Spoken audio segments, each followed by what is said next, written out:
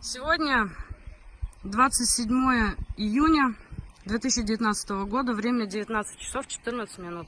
Я нахожусь в дачном поселке близ Голубого залива, где проходит канализация Голубого залива. И могу зафиксировать течь канализационных отходов прямо в Бухтарминское водохранилище.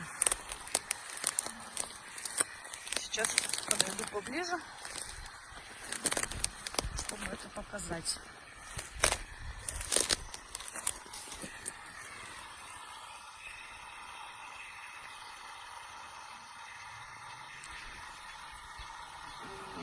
Сантехник Голубого залива накрыл это все сегодня тряпочкой, чтобы это не бросалось в глаза отдыхающим. Вот этой, которая сверху. На данный момент, насколько известно, у них там вся администрация приехала, и вопрос этот никак не решается.